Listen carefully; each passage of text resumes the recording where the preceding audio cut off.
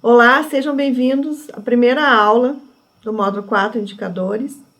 E nessa aula nós iniciaremos com o conteúdo do que são os indicadores. Aí vocês veem uma imagem da Mafalda apresentando, né, a função do dedo indicador dela. Então, como aparece na figura, né, o dedo indicador dela seria, então, indicador usado por empregadores para demitir funcionários. Então, seria o indicador de desemprego, né? E é mais ou menos essa questão, né? Essa simbologia que nós podemos utilizar, porque os indicadores, eles indicam, né? Marcam tendências sociais, indicam fenômenos sociais, mensuram, né, aspectos da realidade social. Existem várias definições dos indicadores, né? A mais conhecida é a definição do Carley, no seu livro de 1985, sobre indicadores sociais. Os indicadores seriam medidas de uma característica observável de fenômeno social e que estabelecem o valor de uma característica diferente, mas não observável do fenômeno. Então, eles são aproximações da realidade, né? A partir, então, de técnicas de mensuração e metodologias específicas, nós podemos aproximar e conhecer melhor um aspecto da realidade a partir dos indicadores. Os indicadores têm dois aspectos centrais, né? Eles são substitutos e são medidas. Vamos ver cada um desses aspectos. Como substitutos, eles não representam a realidade concreta, né? Eles traduzem conceitos abstratos, por exemplo, desigualdade social, qualidade de vida, né? Então, eles são aproximações da realidade social e nunca refletem a verdade absoluta dos fenômenos da realidade, mas são aproximações, né? Ou fotografias da realidade que são obtidas, tiradas a partir de metodologias específicas. Um outro aspecto do indicador seria que eles são medidas, ou seja, eles são transformados em quantidades, né, em fórmulas e índices quantificáveis que permitem analisar tendências, e comparar fenômenos sociais em diferentes unidades de análise ao longo do tempo. Então, por meio dos indicadores, é possível conhecer a realidade social, né? São instrumentos que permitem nós, então, abstrairmos ou retirarmos aspectos da realidade social ou conhecermos melhor fenômenos sociais a partir, então, desse instrumental metodológico que são os indicadores. A questão da quantificação dos indicadores é o seguinte: mesmo nós temos tanto indicadores objetivos, que são aqueles numéricos, quantificados, né, mas também os subjetivos, que são aqueles obtidos a partir das percepções e representações de sujeitos sociais, né. Os indicadores subjetivos, embora eles provenham, então, dessas observações e percepções de entrevistas, estudos de caso, enfim, eles, para serem comparados, né, e observados ao longo do tempo, eles precisam ser codificados, categorizados e quantificados. Então, embora nós tenhamos indicadores subjetivos, para possibilitar a análise de tendências e comparação entre diferentes casos e unidades de análise, eles precisam ser trabalhados no sentido de serem quantificados. Então, para ilustrar essa distância entre o indicador, aquilo que o indicador mede, e a realidade concreta, né, e para finalizar essa parte inicial sobre as definições, né, a parte conceitual sobre indicadores, então eu gostaria de apresentar uma poesia do Fernando Pessoa que mostra justamente essa ideia, né, dessa certa distância entre a medida do indicador e a realidade concreta. Então ele diz o seguinte: o universo não é uma ideia minha. A minha ideia do universo é que a ideia é minha. A noite não anoitece pelos meus olhos. A minha ideia de noite é que anoitece pelos meus olhos. Fora de eu pensar e de haver quaisquer pensamentos, a noite anoitece concretamente, e o fulgor das estrelas existe como se tivesse peso. Então é justamente isso, né? Embora seja um instrumental extremamente importante para se ter uma fotografia, né, da realidade e se conhecer a realidade, nunca se consegue captar né, envolver a realidade como um todo. Sempre vai haver essa distância, né? Então, são aproximações, os indicadores são fotografias da realidade, tiradas de diferentes ângulos. Outro aspecto importante dos indicadores relativos ao marco conceitual, as definições, eles são as funções básicas, né, que eles têm, que nós podemos identificar 3 funções básicas principais desses instrumentos. Essas 3 funções básicas são as seguintes.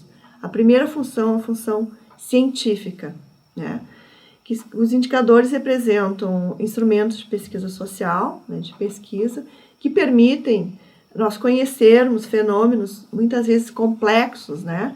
E também permitem que nós possamos operacionalizar, né, conceitos como qualidade de vida, desenvolvimento humano, desigualdade social, que são conceitos abstratos e só podem ser pesquisados e analisados a partir de operacionalizações, a partir de medidas, a partir de informações que permitam nós cotejarmos, então, as suas tendências e as suas características. Então, essa é a primeira função dos indicadores, que seria a função científica. A segunda função dos indicadores é que eles permitem nós diagnosticarmos ou conhecermos fenômenos sociais repetitivos ou tendências sociais, né? E que são muito úteis, né? Essas análises, né? Que os indicadores permitem para a identificação de uma realidade social, das características de uma realidade social, e que são importantes também, importantes para no momento do planejamento, né, e de uma intervenção social, de uma ação governamental, de uma política pública, nós conhecermos o contexto no qual essa política vai ser implementada, né? Então, enquanto diagnóstico, né, auxiliares ao diagnóstico de uma realidade social, os indicadores são utilizados por governos e agências internacionais para medição de tendências sociais, né, ou tendências de fenômenos sociais. Tendências sempre são séries históricas, ou é a distribuição dos fenômenos ao longo do tempo, para permitir, então, nós identificarmos mudanças, melhorias, né, ou situações de piora dos fenômenos sociais, né. Uma terceira e última, então, função básica dos indicadores é que eles servem especificamente para o planejamento e para orientar o processo decisório. Então, enquanto a segunda função diz respeito, né, à apreensão mais geral dos indicadores, né, dos fenômenos sociais, né, que são importantes, por exemplo, no sentido de informar a população de como as situações, os fenômenos, os problemas estão acontecendo, essa última função, como servindo de apoio ao planejamento, ao monitoramento e ao processo decisório, ela está mais focada nas funções específicas do processo de políticas públicas. Por exemplo, indicadores de monitoramento, avaliação, indicadores que vão dar a ideia do processo, do desenvolvimento, da execução das políticas públicas, né? Então, elas são muito mais gerenciais nessa última função, né, do que as duas primeiras, né? O primeiro sentido seria a científica, sentido de operacionalizar conceitos abstratos. A segunda, então, de perceber, então, tendências de fenômenos sociais, que pode ter um aspecto meramente informativo para o grande público, e, enquanto auxiliares do planejamento, do monitoramento e do processo decisório, elas são mais focadas especificamente, né, enquanto medidas para o processo, planejamento, né, e execução e desenvolvimento de políticas públicas. Em relação, então, a um outro aspecto dos indicadores que nós gostaríamos de trabalhar hoje no marco conceitual, seria dar um panorama histórico de como, né, os indicadores eles foram sendo tratados, né, e privilegiados na análise social, né? Então, nós podemos ver que existem estatísticas sociais desde o século XVI. Né? Por exemplo, as tábuas de mortalidade, e estatísticas voltadas à identificação de ações de governo, de políticas de governo, de recursos que os governos possuíam, né, nesse momento histórico. Mas houve um avanço maior dos indicadores sociais a partir do século XVIII. Já no século XX, em 1933, foram publicadas as primeiras tendências sociais recentes dos Estados Unidos. Então, são publicações periódicas, né, que a partir desse momento histórico, 1933, foram sendo reproduzidas nos Estados Unidos.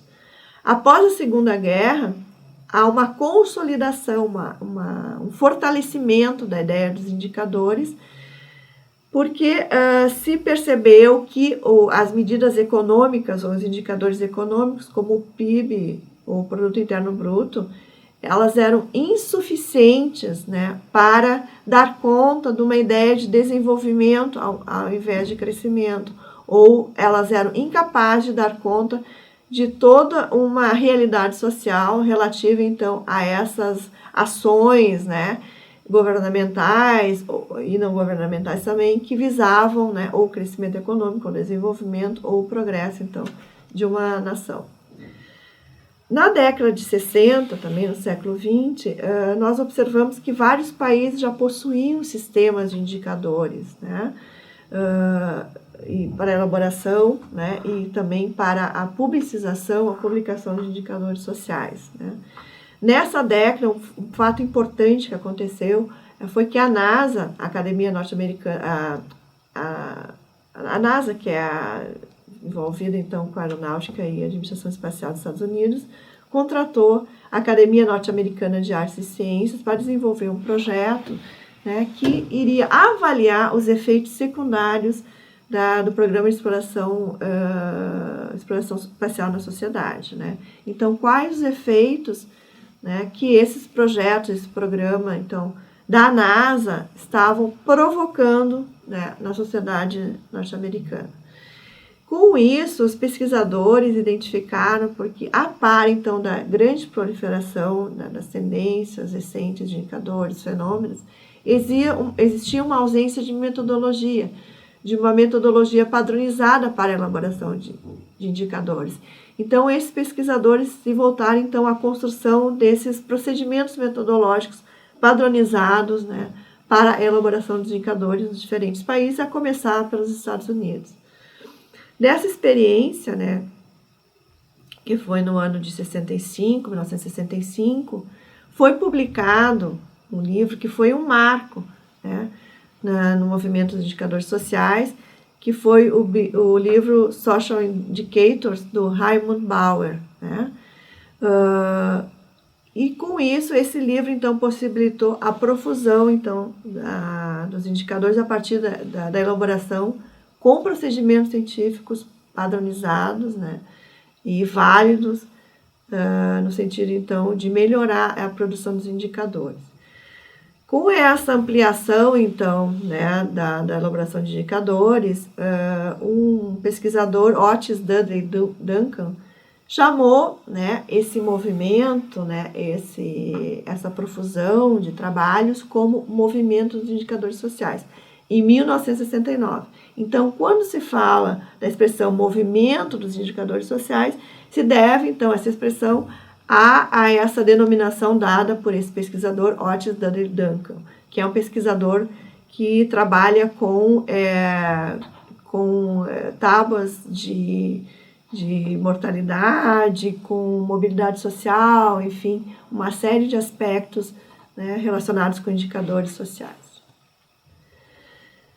Na década de 70, há então a participação das agências internacionais, né, no estímulo, né, no incentivo a que os países produzissem indicadores sociais.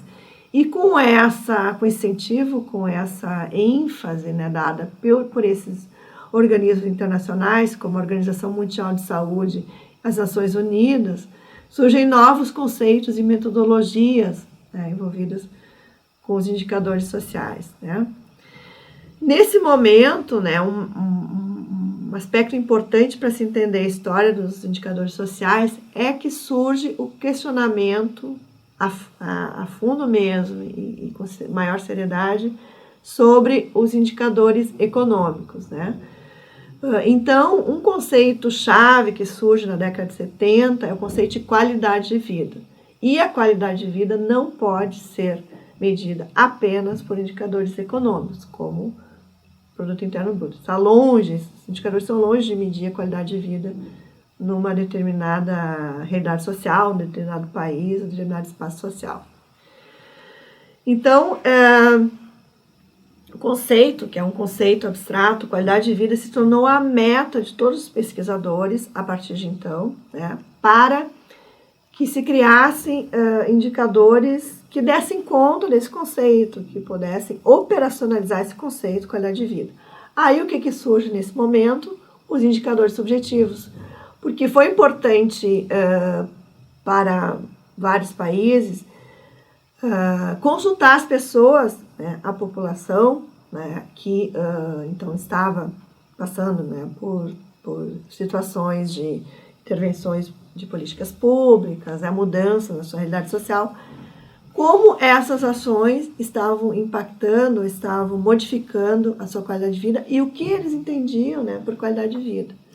Então, essas dimensões subjetivas do conceito de qualidade de vida passaram a ser consideradas, né, e incentivadas, e houve um peso maior, então, para a incorporação desses aspectos subjetivos aos indicadores sociais. Nessa década de 70 são construídos, então, sistemas de informação social, com base, então, na ideia da qualidade de vida, né, e desenvolvimento social em vários países, principalmente na Europa, nos Estados Unidos e Canadá, e passaram a ser publicados relatórios sociais, né, que é outra publicação que passa a ter grande difusão, né, e grande reconhecimento a partir da década de 70. No final da década de 70, com a crise econômica afeta diretamente o movimento dos indicadores sociais, que os indicadores, aspectos sociais dos indicadores perdem um pouco da centralidade, são deixados no segundo plano, e o foco maior, então, passa a ser, ou se retoma o foco nos indicadores econômicos. Então, se não era possível, então, produzir tantos indicadores, que pelo menos os países produzissem indicadores econômicos, que esse não se poderia abrir mão, né? Então, esses indicadores econômicos, eles são os predominantes na década de 80, em nível mundial. Na década de 90, se resgata um interesse e na ampliação dos tipos de indicadores, né, quando, ao lado dos indicadores econômicos, se passa também a se buscar e levantar indicadores sociais, então são retomados indicadores sociais e indicadores gerenciais, que são aqueles indicadores relativos àquela última função que eu falei para vocês anteriormente, né, indicadores voltados, né, ao monitoramento, avaliação e ao planejamento de políticas públicas.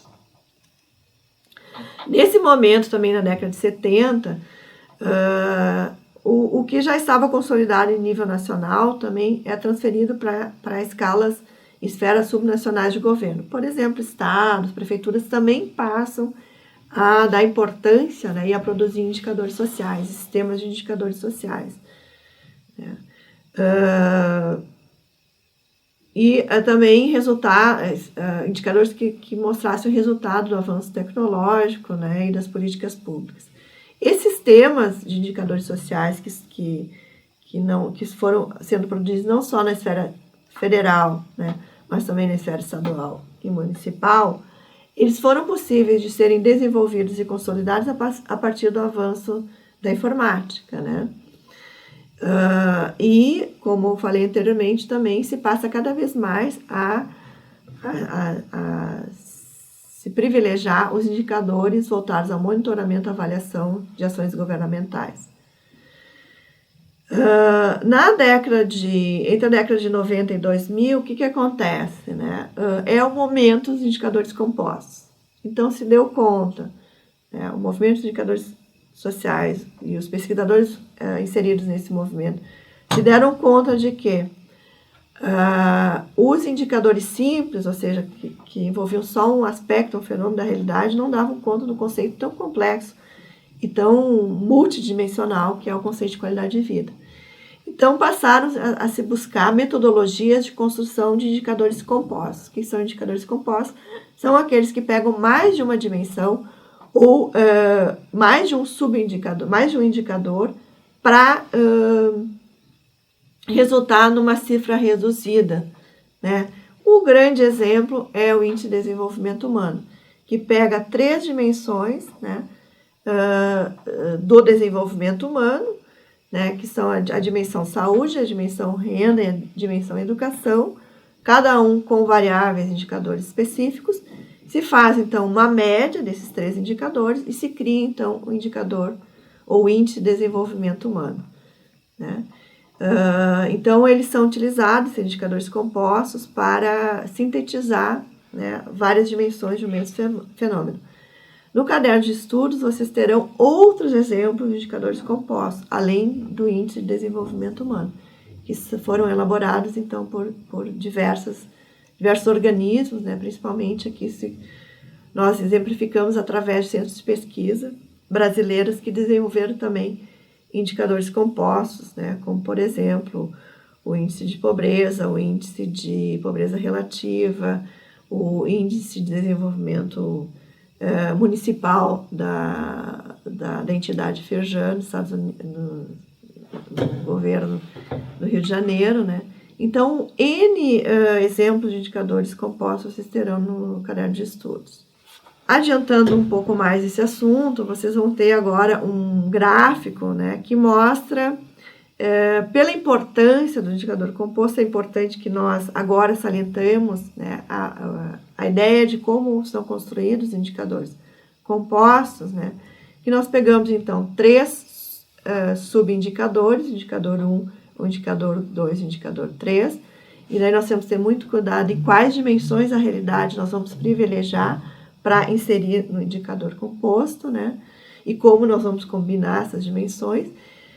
Esses subindicadores são reunidos através de um método de aglutinação específico, que pode ser uma soma, que pode ser uma média entre os 3, né? E a esses 3 podem ser atribuídos pesos específicos. Eu posso, de repente, achar que no indicador de desenvolvimento humano, a educação é mais importante, então eu dou um peso maior para esse subindicador, né? E depois, então, de eles inseridos nesse método de aglutinação, são calculados, então, esses indicadores, né? Eles, então, resultam em indicadores compostos, indicadores sintéticos, como, por exemplo, além do IDH, o índice de custo de vida. Então, como última parte desse histórico dos indicadores sociais, né, nós vamos falar agora dos indicadores sociais no Brasil, né? Então, nós temos alguns marcos, né, algumas datas que marcam, né, que pontuam, então, o início da produção de indicadores sociais no Brasil.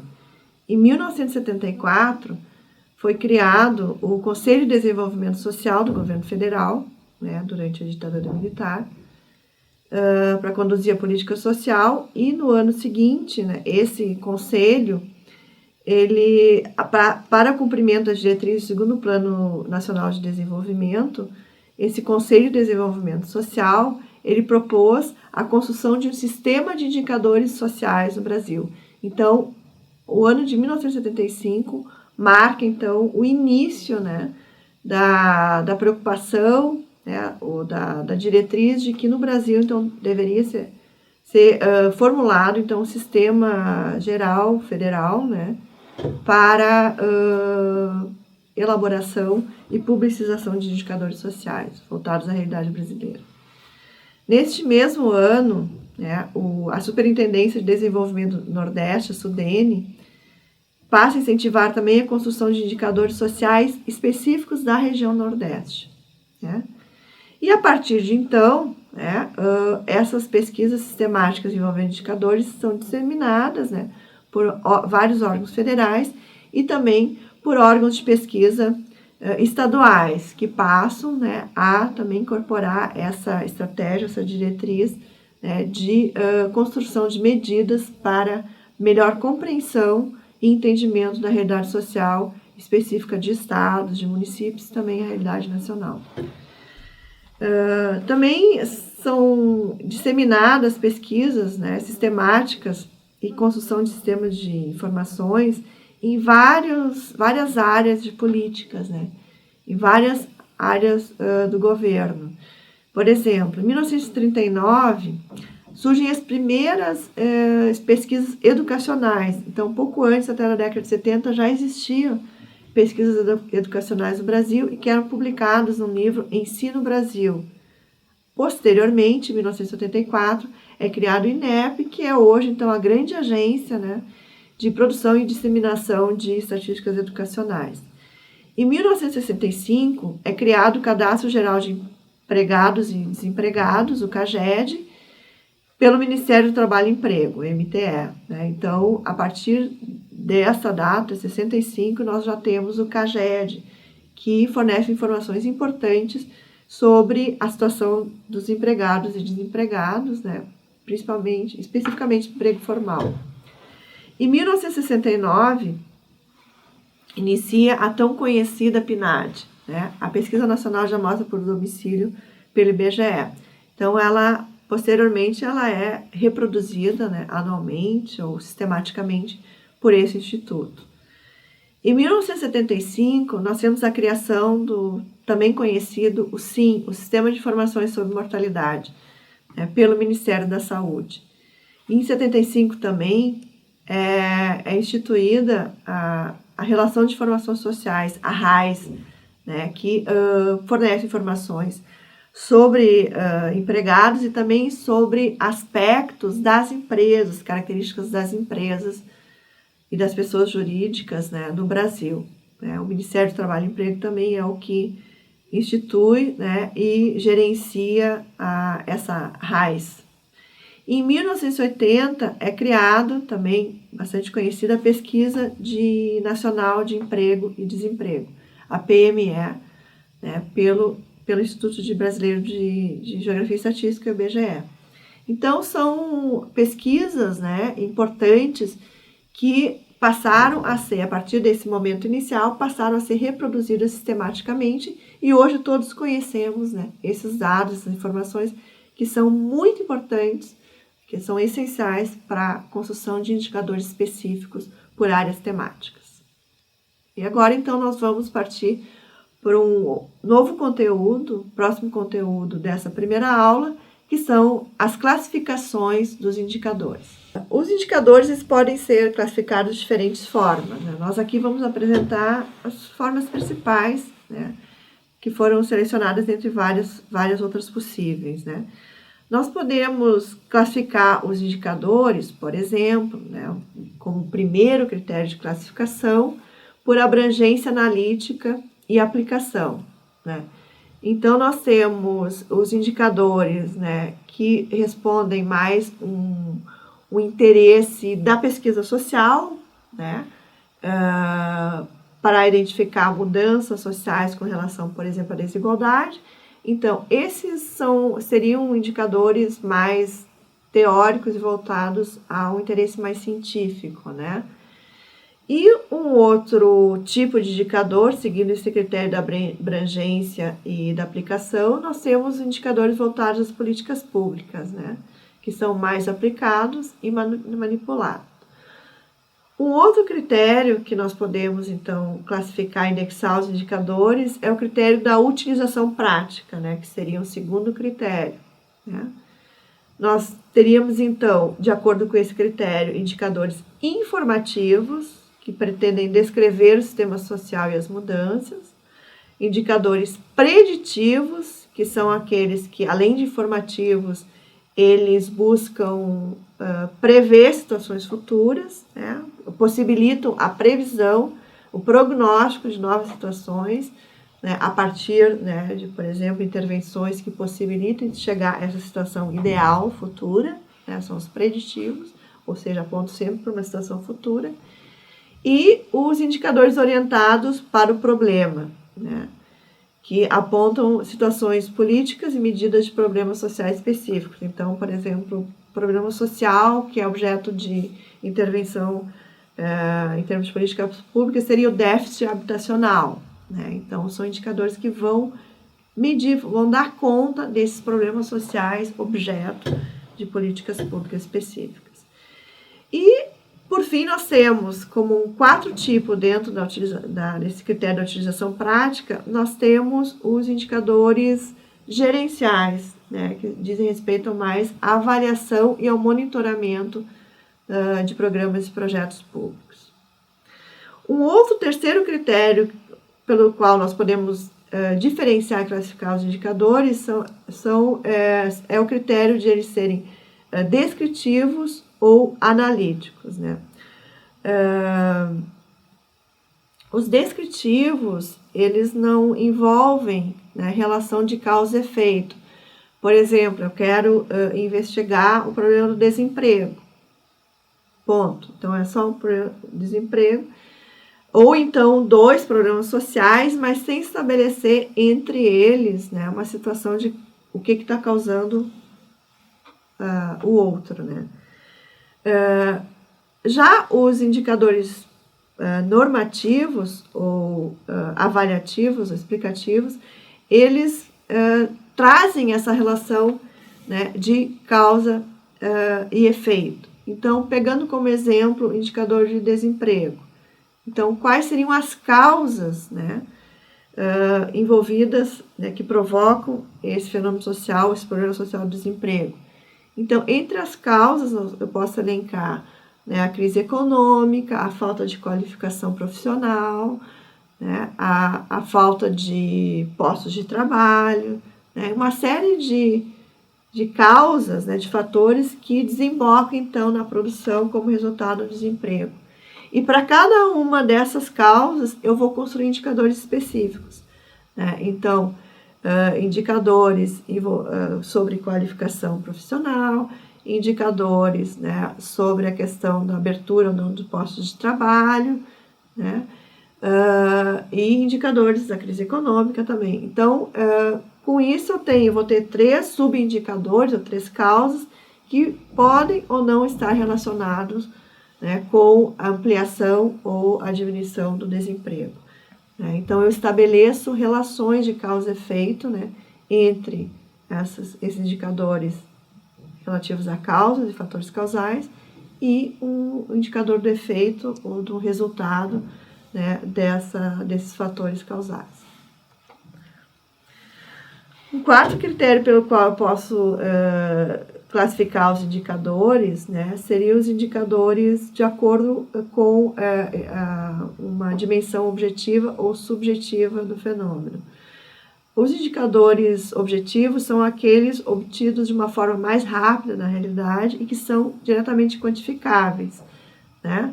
Eles podem ser transformados em números de uma forma bastante rápida, já estão quase prontos na realidade, né?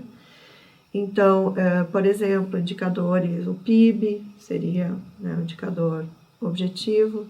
Todos aqueles que são quantificáveis são indicadores objetivos, são dimensões objetivas da realidade. Já os indicadores subjetivos são indicadores obtidos através de percepções, representações da opinião das pessoas, né, através de técnicas de coleta de dados qualitativas, como, por exemplo, entrevistas, estudos de caso, observações, grupos focais e uma série de técnicas de coleta de dados qualitativas. Lembrando que, como eu falei anteriormente, para serem comparáveis e analisáveis ao longo do tempo, se sugere, né, é importante que esses indicadores subjetivos sejam categorizados, né, e quantificados para permitir uma comparação entre eles, a comparação entre unidades de análise e acompanhar a evolução deles ao longo do tempo e também generalizar para uma amostra maior do que o simples estudo de caso. O quinto critério de classificação dos indicadores, que é muito fácil de entender, que é a divisão por áreas temáticas, né? Então, nós temos diversas áreas temáticas, por exemplo, indicadores econômicos que refletem o comportamento da economia de uma localidade, país, estado, município, que não se restringe só ao governo, mas também nós temos indicadores relativos a empresas, né? Indicadores relativos a organismos não governamentais. Então, por exemplo, sobre produção, sobre produtividade, sobre receita, despesa, né? O próprio produto interno bruto é um indicador econômico. Um outro tipo, né, de área temática pela qual nós podemos, então, classificar os indicadores são indicadores da área social, que são aqueles voltados à mensuração, né, a medir o nível de bem-estar social e a qualidade de vida da população. Daí nós temos também, eles podem ser subdivididos em várias áreas: saúde, educação, emprego, então, moradia, né? Todas, nós pegarmos capítulo 6 da Constituição, nós temos ali, né, todos os direitos sociais, e para cada direito social nós podemos construir indicadores. E um último tipo de indicador por área temática seriam os indicadores ambientais, que eles estão recentemente cada vez ganhando maior importância, né, justamente para medir, né, os efeitos sobre o meio ambiente do progresso, né, e do desenvolvimento econômico. Numa ideia, assim, convergindo para uma ideia de como seria possível um desenvolvimento sustentável, né? Então, quais indicadores que poderiam indicar um desenvolvimento não apenas social, econômico, mas também um desenvolvimento sustentável em relação ao meio ambiente, né? E também, só para citar, né, existem também outros indicadores, além dessas 3 áreas temáticas específicas, né, como de infraestrutura, de cultura, né, e em outras possibilidades. O 6º critério pelo qual nós podemos classificar os indicadores diz respeito ao número de elementos constitutivos, ao número de elementos que eles comportam, né? Então, eles podem ser classificados pelos seguintes tipos: simples, que refletem uma dimensão específica, utiliza apenas um indicador, uma variável, né? Agregados, quando eles articulam mais de uma dimensão, mas de forma justaposta, né? Ou seja, não chega a se sintetizar as dimensões, os subindicadores num índice único, eles simplesmente são colocados de forma justaposta. Então, em relação, por exemplo, à desigualdade social, eu quero medir a desigualdade social, então eu vou pegar uma dimensão de renda, uma dimensão de participação política, uma dimensão da escolaridade, uma dimensão da questão do emprego, né? Então, essas 4 dimensões, elas não vão ser reunidas num índice específico, elas vão continuar como justapostas, né? Um terceiro tipo, né, de indicador, como já foi falado anteriormente, né, só para relembrar, são os indicadores compostos ou sintéticos ou complexos, ou ainda chamados de índices sociais. Então, tem 4 denominações para esses mesmos indicadores, que eles são formados por subindicadores, que mostram diferentes dimensões da realidade social do fenômeno, e esses subindicadores eles são reunidos, né, através de uma forma de cálculo específica, com ou sem peso, dentro de um índice único, né, que pode ser, essa forma de cálculo pode ser através da soma, através da média. Então, N possibilidades de cálculo desses indicadores sintéticos. O 7º critério pelo qual nós podemos classificar os indicadores é em relação às etapas, né, do ciclo de políticas públicas, né? As fases, então, referentes à operacionalização dos programas e projetos públicos. Então, nós podemos classificar em 3 momentos principais. O primeiro momento seria diagnóstico ou contexto social, são aqueles indicadores, então, que vão dar uma ideia do contexto no qual a intervenção, a política pública vai ser implementada, quais os problemas sociais que essa realidade enfrenta, né, e quais as demandas da população em relação a esses problemas sociais, o que está mais evidente, né, o que é mais necessário atacar no momento. Um segundo tipo, então, de indicadores voltados às políticas públicas são aqueles indicadores que são muito utilizados na fase de planejamento, de implementação e também de avaliação, né? Que são as medidas de insumos, fluxo, ou medidas de processo e produto. Insumo se refere aos recursos existentes, né? Sejam políticos, recursos humanos, financeiros ou materiais. Então, na fase de elaboração, por exemplo, de uma política pública, o gestor ele tem que considerar o que a entidade, o que a instituição já possui, né, em termos desses recursos, e principalmente os necessários para a realização daquela política pública. Então, se faz um apanhado, né, um diagnóstico dos recursos existentes, através de indicadores. Por exemplo, número de funcionários, né, a receita, né, o comprometimento da receita, os materiais também que a instituição possui para desenvolver a política. Os indicadores de fluxo ou processo, né, são aquelas medidas intermediárias que expressam, né, como o projeto, né, o programa público está sendo desenvolvido, né, como esses recursos que foram mapeados anteriormente estão sendo utilizados, né, quais os avanços, então, que se conseguiu a partir do planejamento inicial, né, se os objetivos estão sendo atingidos. Então, em termos, por exemplo, um exemplo bem concreto disso seria o cronograma físico-financeiro de uma obra, né, uma construção de uma escola, né, a construção de um hospital. Então, o cronograma físico-financeiro seria, então, uma fonte, né, de identificação de indicadores de medidas que possam ser acompanhadas ao longo do tempo, ao longo do processo da política. Por fim, ainda nessa fase da implementação, né, principalmente, nós temos os indicadores de produtos, ou seja, o que daquelas metas que foram estabelecidas na fase do planejamento, quais as que foram atingidas em termos dos produtos, né, que foram oferecidos, que foram completados, né, ao longo do desenvolvimento da política, né.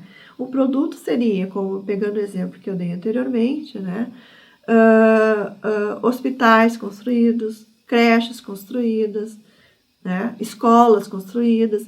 Então, são produtos visíveis, né, que já podem ser identificados também como resultados da política, né. Esses produtos, eles já são aproveitados como uma avaliação, uma primeira avaliação, uma avaliação inicial, né, do sucesso ou não da política pública.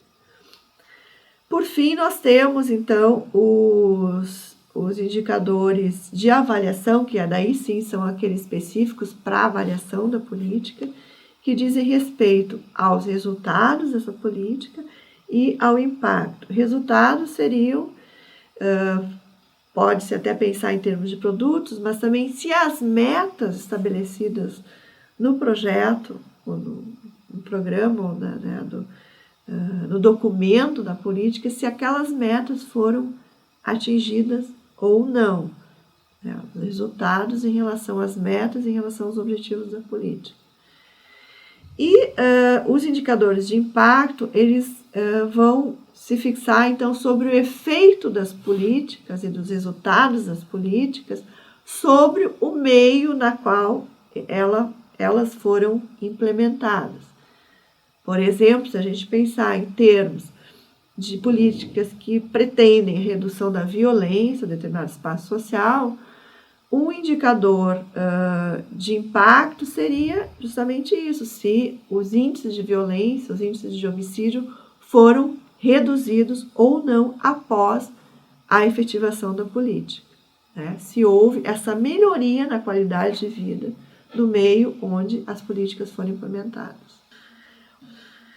Um outro aspecto relacionado, então, aos critérios de classificação dos indicadores, seria, então, o 8º critério,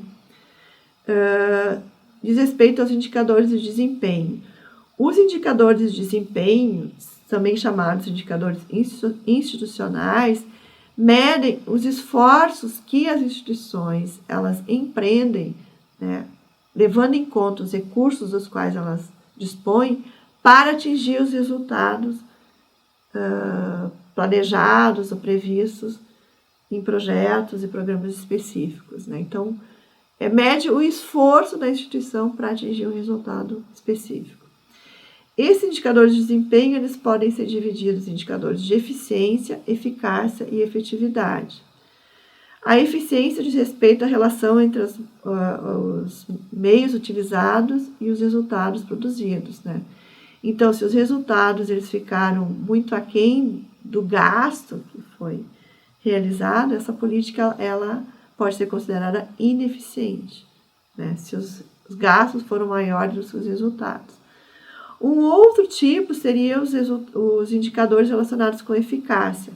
Esses não estão tão vinculados aos gastos, aos recursos dispendidos, mas ao grau de alcance das metas das políticas, né? Então, uma política ela pode ser eficaz, né, por ter atingido os resultados pretendidos, as metas, né, mas sem ser necessariamente eficiente, porque ela pode ter sido muito custosa para atingir aquelas metas específicas.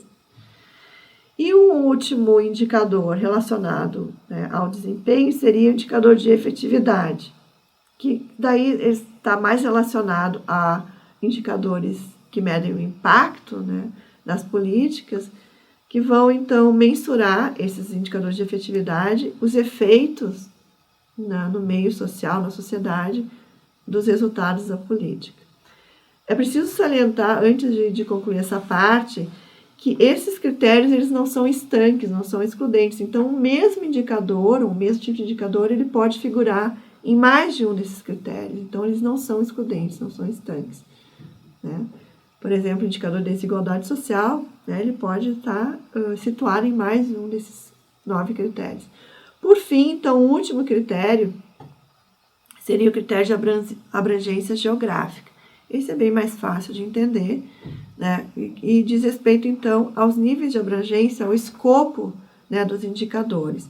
Então, nós podemos ter indicadores de nível micro, que são indicadores locais ou em nível de programa, né, indicadores municipais ou intramunicipais, ou a nível de projeto e programa, que não podem ser generalizados. Nós podemos pensar em indicadores regionais, que são um pouco mais amplos, né, que diz respeito, por exemplo, a um estado, então, a uma região demográfica, né, e permitem, então, comparar estados ou regiões demográficas. E, por fim, nós temos os indicadores macro, né, que são os indicadores de nível nacional ou internacional. Exemplos, PIB per capita, né, índice de homicídio, que são internacionais, né, o IDHM.